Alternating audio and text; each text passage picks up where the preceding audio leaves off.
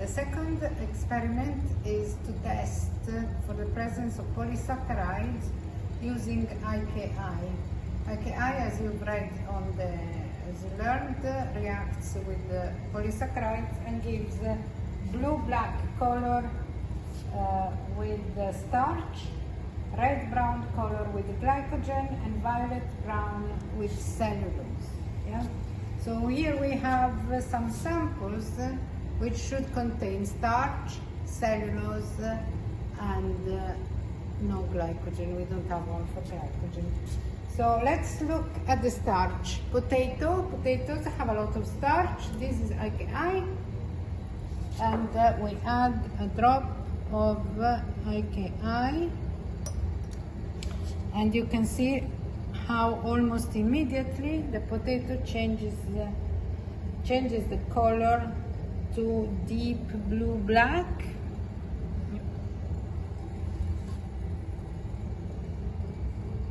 Yeah, you see how it is almost black, yeah?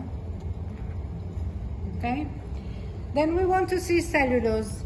Now, normally, what do we think about cellulose? Paper has cellulose.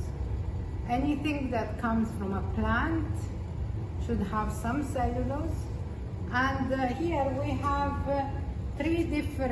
four different samples of materials that should or could contain cellulose. Let's start looking at a tissue paper. Yeah, this is tissue paper. Paper supposedly comes from trees, and so we should have, and it comes from the hard part of the trees that has cell wall, should have a lot of cellulose.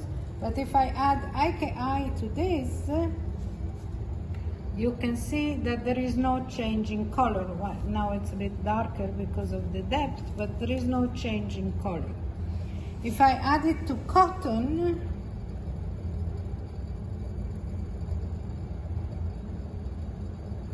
so that is not absorbing. Okay, cotton as well, the change in color is almost none. Yeah.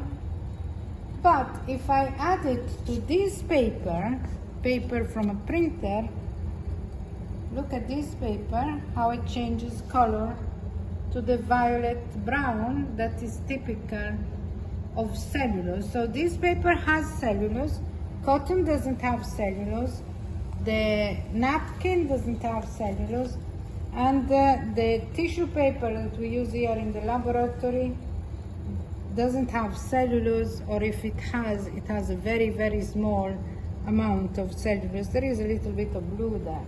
Yeah? Why is this the case? These are treated, these materials are treated chemically, and probably the cellulose is broken down during the process.